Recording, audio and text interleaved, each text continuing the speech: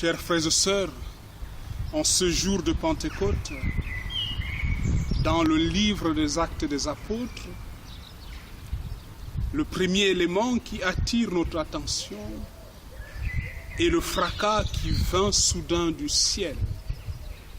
Pareil, nous dit Saint Luc, à celui d'un violent coup de vent et remplit le cénacle. Puis une sorte de feu se partage en langue et se pose sur chacun des apôtres. La conséquence est que tous furent remplis de l'Esprit Saint. Et cet esprit qui va libérer un dynamisme irrésistible avec des résultats incroyables. Ils se mirent à parler en d'autres langues et chacun s'exprimait selon le don de l'Esprit.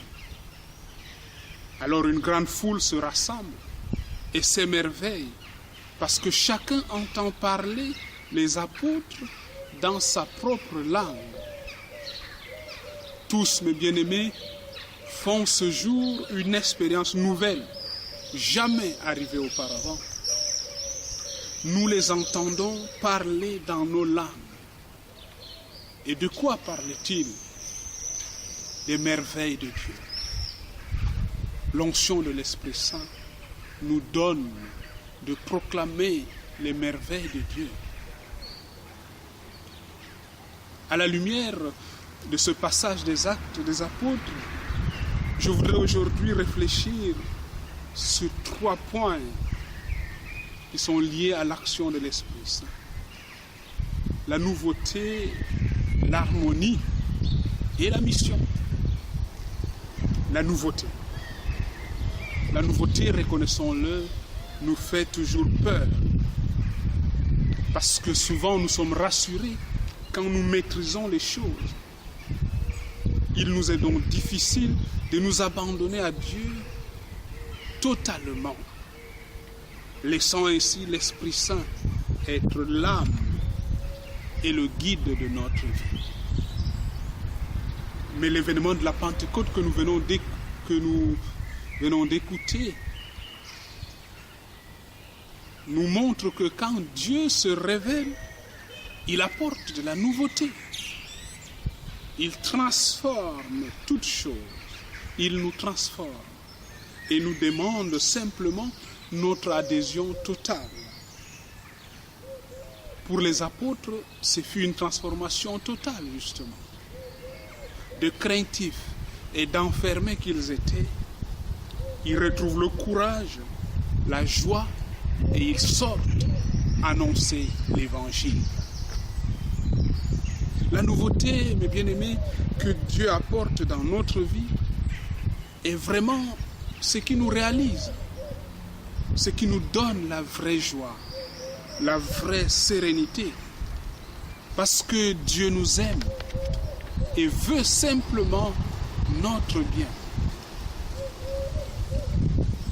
Frères et sœurs, en ce jour de Pentecôte, ayons le courage de donner la clé de notre cœur à l'Esprit Saint, de lui ouvrir toutes les portes, de lui donner la clé passe-partout pour qu'il puisse faire du neuf dans notre vie.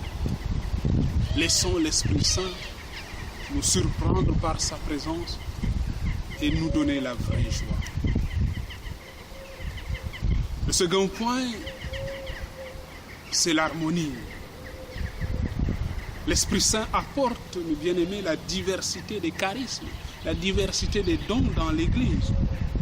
Et c'est lui qui fait de cette diversité une harmonie.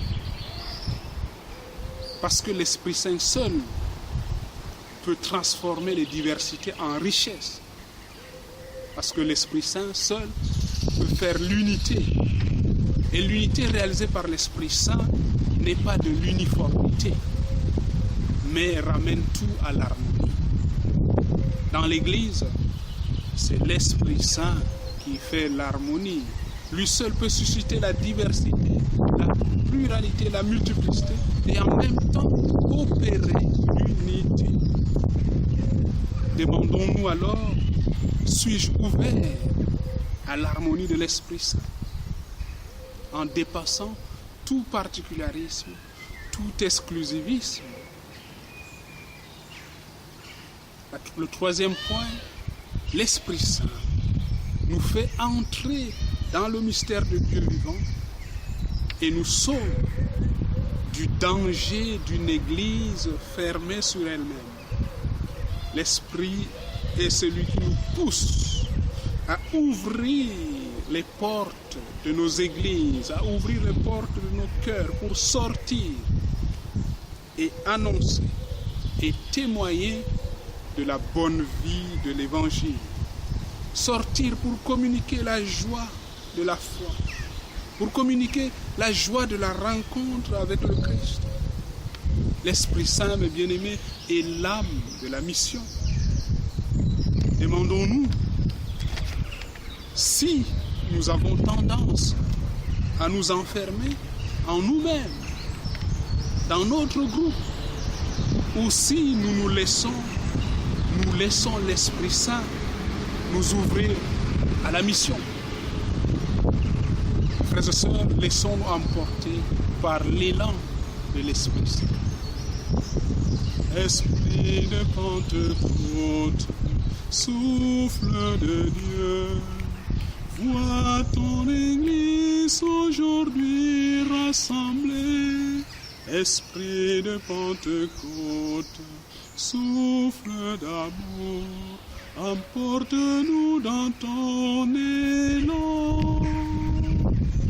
Emporte-nous dans ton élan. Bonne fête de Pentecôte à vous tous.